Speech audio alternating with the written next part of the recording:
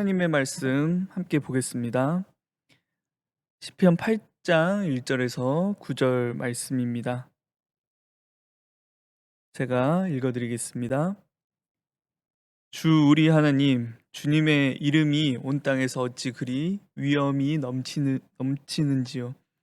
저 하늘 높이까지 주님의 위엄 가득합니다.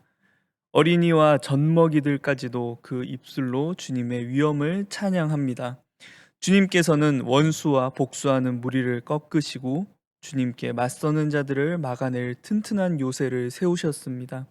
주님께서 손수 만드신 저 큰 하늘과 주님께서 친히 달아놓으신 저 달과 별들을 내가 봅니다. 사람이 무엇이기에 주님께서 이렇게까지 생각하여 주시며 사람의 아들이 무엇이기에 주님께서 이렇게까지 돌보아 주십니까? 주님께서는 그를 하나님보다 조금 못하게 하시고 그에게 존귀하고 영화로운 왕관을 씌워 주셨습니다. 주님께서 손수 지으신 만물을 다스리게 하시고 모든 것을 그의 말 아래에 두셨습니다. 크고 작은 온갖 집 짐승과 들 짐승까지도 하늘을 나는 새들과 바다에 놀고 있는 물고기와 물길을 따라 움직이는 모든 것을 사람이 다스리게 하셨습니다. 주 우리 하나님 주님의 이름이 온 땅에서 어찌 그리 위엄이 넘치는지요. 우리 4절 말씀 여러분들 있는 자리에서 여러분들의 목소리로 함께 다시 한번 읽어보겠습니다. 시작.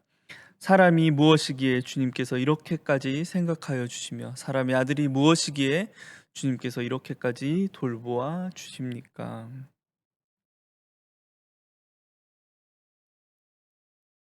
네, 2021년도 지혜를 찾는 그 여정 가운데 함께하고 있는 우리 제일성민교회 중고등부 학생들 반갑습니다. 지난 1월 한 달간은 하나님은 어떤 분이신가에 대한 말씀을 함께 나눴습니다. 하나님 어떤 분이셨죠? 사랑의 하나님이셨고요. 그 사랑의 하나님께서 사랑으로 세상을 창조하셨고 우리를 구원하시고 이 땅 가운데 공의를 이루시는 분이라고 말씀드렸습니다. 제가 생각할 때 가장 기본적인 하나님의 모습이라고 생각하고요. 이 밖에도 성경은 하나님은 어떤 분이신가에 대해서 끊임없이 우리에게 이야기해 주고 있습니다. 또한 여러분들을 만나 주시는 하나님에 대한 경험과 기억들도 또 각자 다를 테죠. 그런데 성경은 그 다양한 모습으로 우리를 만나 주시고 또 찾아오시는 그 하나님을 경외하라라고 우리에게 가르쳐 주고 있습니다. 그 하나님과 올바른 관계를 맺는 것이 지혜라는 것을 가르쳐 주고 있고요. 또 이 지혜는 하나님과의 관계뿐만 아니라 우리 인간과의 관계, 또 인간과 모든 자연 만물과의 관계를 올바로 설정해 주는 기준이 되기도 합니다. 이번 주부터는요, 하나님의 백성으로서 나라고 하는 한 사람의 그 어떤 삶의 영역에서부터 시작해서 또 나를 둘러싸고 있는 수많은 관계들, 가정, 친구 또는 이웃들, 그들과의 관계, 그리고 내가 살고 있는 이 자연 만물, 피조 세계 안에서의 그 영역들까지 내가 지혜롭게 산다라는 것은 무엇인가에 대해서 여러분들과 나누고자 합니다. 먼저 여러분들과 나누고자 하는 삶의 영역은 바로 나라고 하는 개인입니다. 여러분들은 나에 대해서 얼마나 잘 이해하고 또 여러분들을 그 나를 잘 받아들이고 있는지요. 나를 잘 받아들인다라고 이야기하는 것은 무엇이라 할 수 있을까요?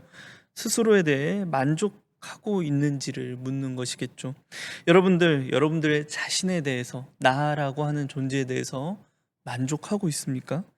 만족한다라면 그 이유가 무엇이 될까요? 또는 만족하지 못한다라고 하면 또 그 이유는 무엇이 될까요? 내가 누구인지 분명하게 알고 나를 받아들인다라고 하는 일은 건강한 신앙을 위해 매우 중요한 일입니다.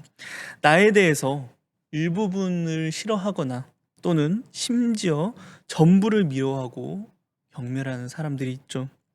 그러면서 그들의 마음 가운데 병을 키워갑니다. 나를 받아들이지 못하는 삶의 영역이 점점 늘어날수록 그 사람의 마음은요, 주눅이 들기도 하고요.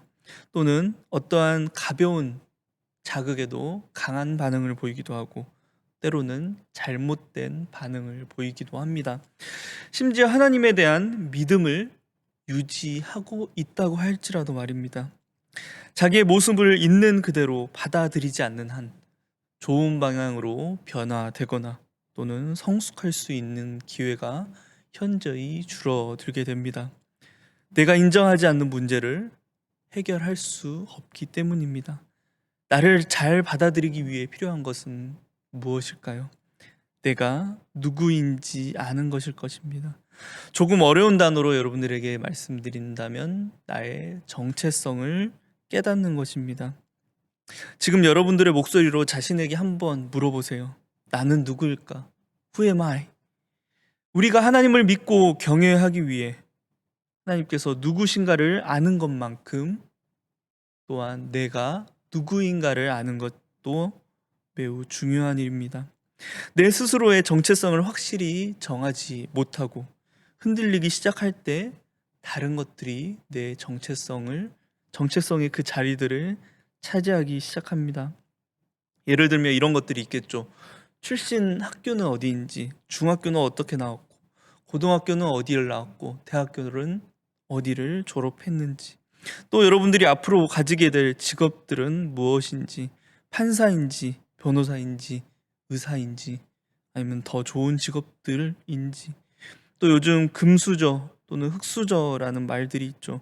집안의 어떤 재력이나 내력은 어떠한지, 그리고 외모가 어떠한지 같은 것들이 내 정체성의 뿌리가 되는 경우들이 있습니다.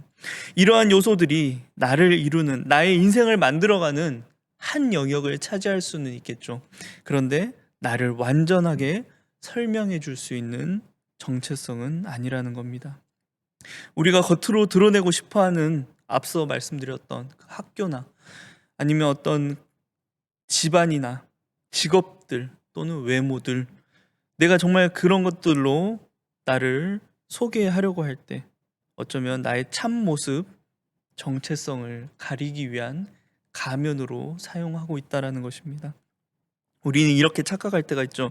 나를 잘 포장해서 학교로 또는 어떤 직업들로, 집안으로, 외모로 잘 포장해서 사람들에게 인정을 받으면 내 안에 상처나 그런 열등감들이 잘 모두 다 사라질 것이라고 우리는 생각할 때가 있습니다. 저는 신학 공부하는 것을 참 늦게 시작해서요. 저와 함께 공부했던 대학교 동기들이 대부분 저보다 5살 어린 친구들이었습니다.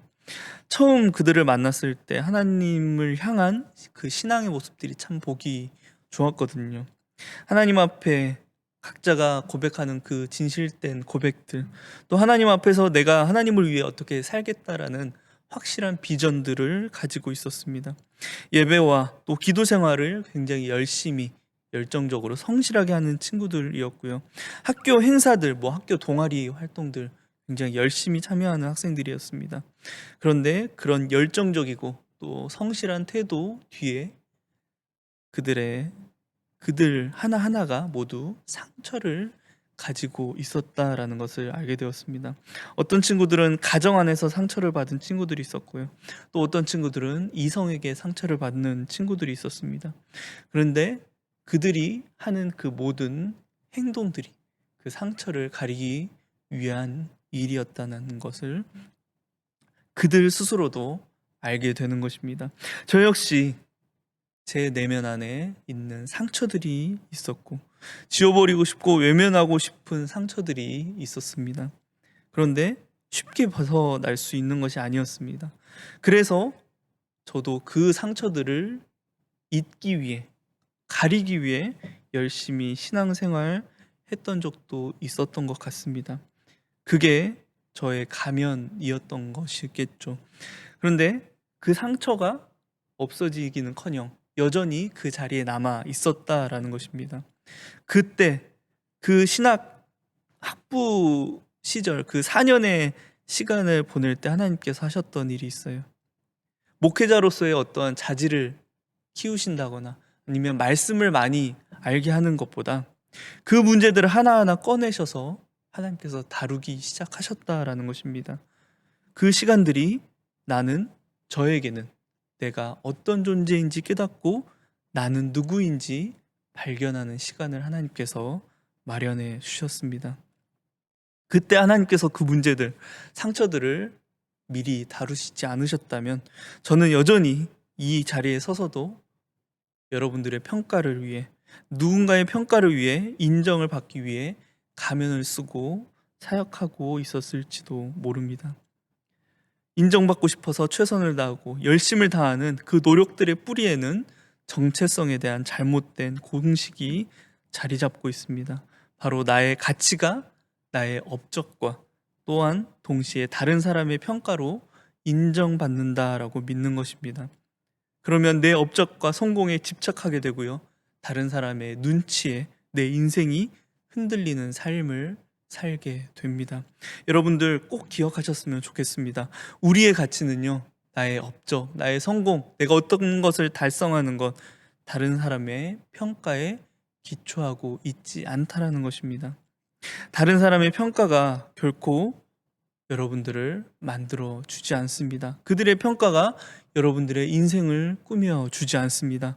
그렇다라고 한다면 나의 가치, 나의 정체성은 나는 어디에서 찾아야 하는 것일까요? 나는 누구일까라는 질문을 위해 우리는 무엇을 살펴보아야 할까요? 가장 먼저 해야 될 것은 내가 어디에서 시작되었는가를 살펴보는 것입니다. 나의 시작, 인간의 시작, 어디에 기록되어 있죠? 창세기, 바로 우리가 이전에 계속해서 여러분들과 말씀 나눴던 창조에 대한 말씀입니다. 그리고 이 이야기는 결국 우리가 하나님께 돌아가야 한다라는 것입니다.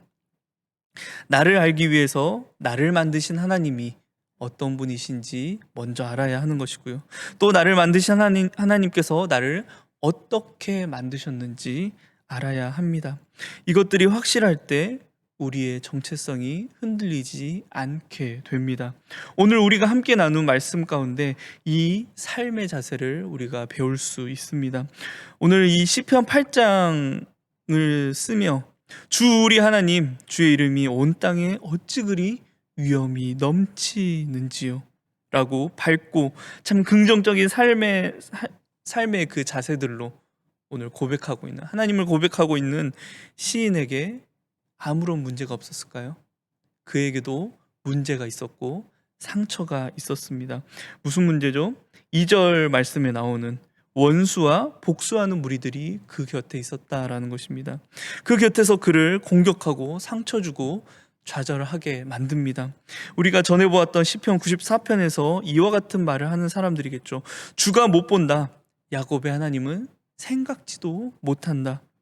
그러면서 시인을 조롱하는 무리들, 또 시편 42편에서 하나님이 어디 있느냐라고 하며 시인에게 상처 주는 무리들, 그들이 아마 오늘 이 시편 8장을 쓰는 시인을 괴롭히는 원수들이고 또 복수하는 무리들일 것입니다. 그런데 그가 이들의 평가, 이들의 이야기에 그의 인생이 흔들리고 있습니까? 전혀 아니라는 것입니다. 4절 말씀이죠. 그는 묻습니다. 사람이 무엇이기에? 오늘의 말로 바꿔보면 나는 누구입니까? 라고 하나님께 질문하고 있습니다. 그러면서 그가 하는 이야기가 무엇이죠? 창조의 이야기를 하고 있는 것입니다. 5절부터 8절까지 나오는 이야기가 바로 이 창조에 대한 이야기입니다. 이 사람은 자신이 어떻게 만들어졌는지, 그리고 나를 만드신 하나님께서 나를 어떻게 생각하셨는지를 아는 사람입니다. 나를 만드신 하나님이 나를 귀하게 만드셨구나. 하나님은 나를 귀하게 생각하시는구나. 나를 영광스럽게 만들어 주셨구나라는 것을 알고 있습니다. 그리고 그것이 자신 안의 문제와 상처를 이겨내는 삶의 자세로까지 연결된다라는 것입니다. 저와 여러분들 앞으로 나는 어떻게 또 어떤 존재로 창조되었나, 만들어졌나라는 질문들에 답을 해보면서 우리가 함께 말씀을 나누고자 합니다. 그 시간들이요, 여러분들에게 정체성을 찾아갈 수 있는 그런 시간들이 되었으면 좋겠고요.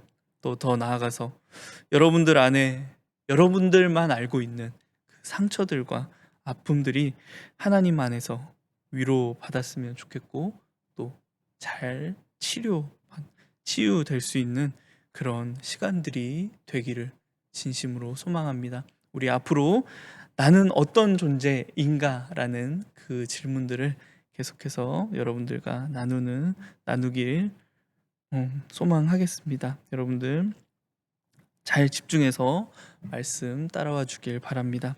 오늘 여러분들 말씀 정리하면서 기도하겠습니다.